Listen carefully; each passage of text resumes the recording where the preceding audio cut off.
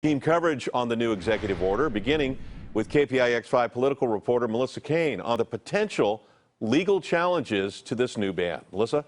Yeah, this new executive order is more sophisticated and seems more compliant with the law. But lawyers who oppose the ban have now had time to prepare, and they are ready to keep fighting. Really fast. Law professor Rory Little says the new travel ban is better than the old one, but will still probably end up in court. So they eliminated the sort of obvious sore points, if you will, on the last one. But there's still going to be litigation. And President Trump may have inadvertently helped pay for the lawyers.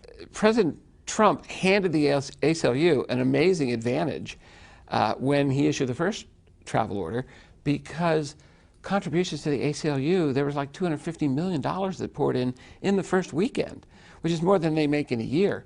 So they now have the money to litigate this. I think everyone's ready and eager to show support. Novella Coleman is an attorney for the ACLU. She says the new order is still discriminatory. The problem remains that it was motivated by discriminatory animus.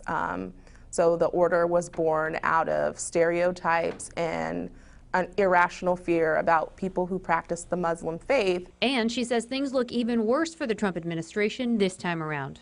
They said this was urgent, and then they delayed for such a long time.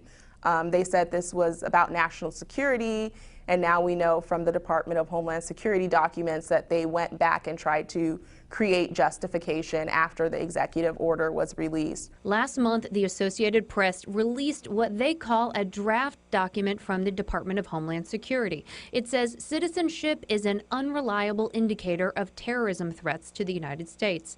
And then the Rachel Maddow Show recently released a memo from the Department of Homeland Security dated March 2017 that concludes most foreign-born U.S.-based violent extremists likely radicalized several years after their entry to the United States. So there's limited use in screening people. Now, these documents are likely to be part of the ACLU's case. Now, the ACLU is still assessing how they're going to move forward. And as for all that money they raised, well, they didn't comment on that, but they did confirm that they're hiring. Melissa Caen, KPIX 5.